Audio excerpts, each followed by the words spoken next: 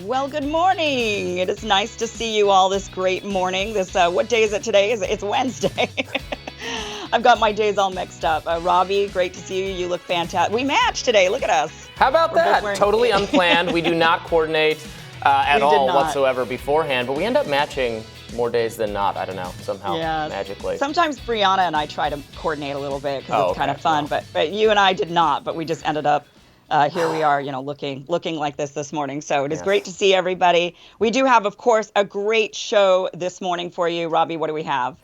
Right, so today, Rising Panel will discuss why Wall Street is fearing a recession in the near future, and we'll talk about some polling from the Morning Consult on how adults feel free to express themselves on social media, how free they feel to express themselves on social media following Elon Musk's acquiring of Twitter. And plus, we'll talk a little bit about something I've been eager to discuss, but we haven't gotten to, the Johnny Depp-Amber Heard trial, which is going on, and the implications there. So I don't know if you've been following that very closely. I've not been following it closely, but we'll have a guest who can talk more about it.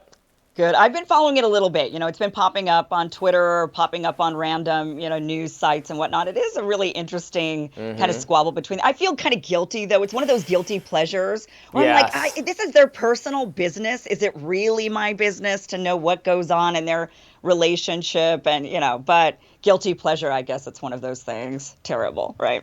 Right. All right. Well, before we get to all of that, we do have some bigger stuff to talk about than Johnny Depp and Amber Heard at the moment.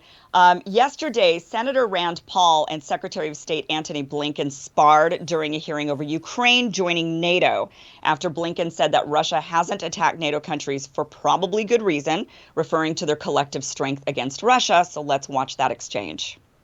It has not attacked NATO countries. For probably a very good reason. You could also argue the countries they've attacked were part of Russia. Well, we're part of the Soviet Union. Yes, and I firmly disagree with that proposition. It is the fundamental right of these countries to decide their own future and their own destiny. And I'm not saying it's not, but I'm saying that the countries that have been attacked, Georgia and Ukraine, were part of the Soviet Union. And that does not give Russia the right to attack them. And they were part of the Soviet Union since the 1920s. But that does not give Russia the right to attack them. On the contrary. No one's saying it does, but it really has nothing to do. From being part of this empire by force. Yeah, so I thought it was funny to see Rand kind of being criticized for that, but he's very clear. He's not saying like that means the attack is justified or that they should be invaded. He was just pointing out basic historical facts.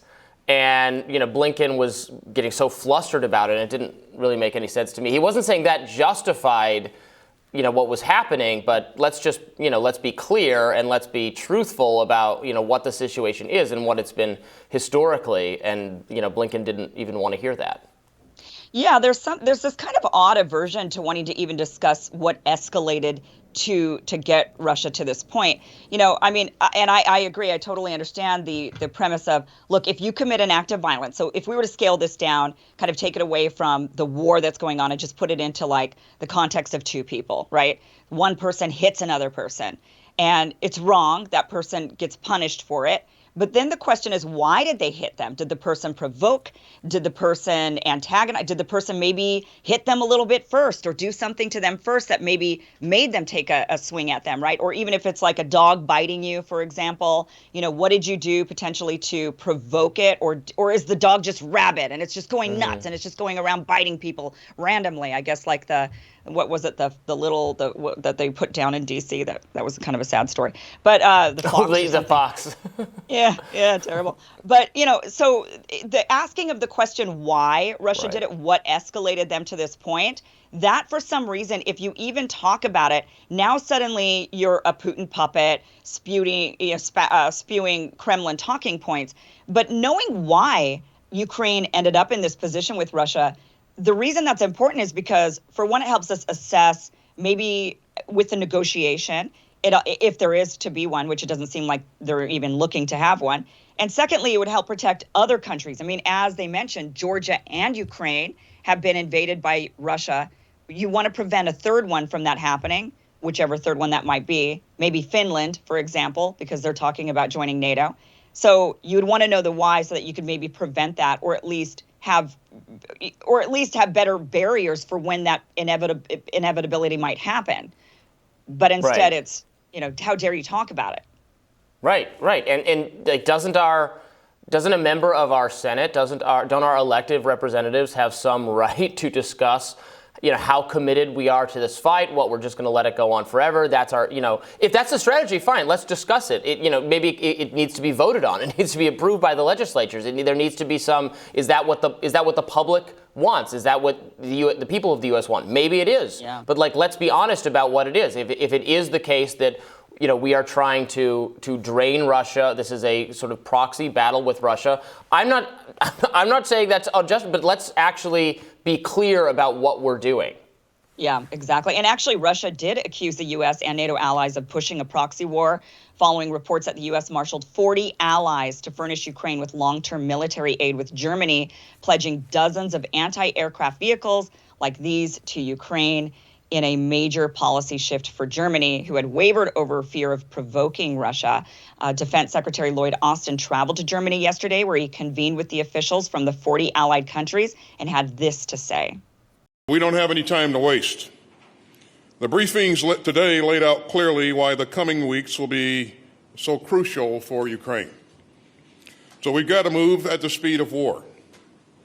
And I know that all the leaders leave today more resolved than ever to support Ukraine in its fight against Russian aggression and atrocities.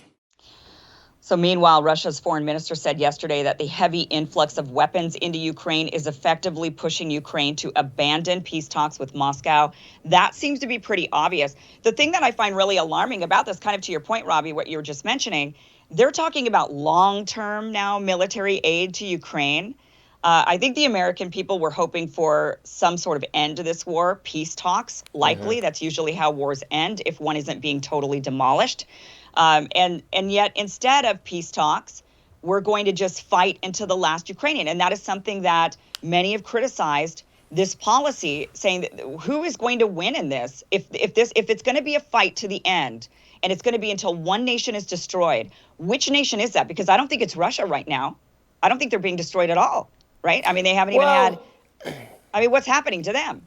Ukraine is actually being leveled. Well, Russians are dying. Russian soldiers are dying. Yes, the Russia itself is not threatened, but it's a costly entanglement for them, and one that will go on forever until they eventually. I mean, you're right. They're going to destroy the country in the process, which is just absolutely horrible. But I guess the idea is, as long as they're trying this, as long as they're involved, and as long as they are in the country, doing whatever that they're doing, they're going to face this resistance from the Ukrainian government, a resistance supported by the West. And that's going to go on until finally Russia withdraws, whether that's tomorrow, whether that's a month from now, whether that's 10 years from now. And they will eventually suffer the defeat that we suffered in Afghanistan, that that is the common kind of occurrence for large, seemingly powerful nations that try to, try to force their will on what seem like much smaller, much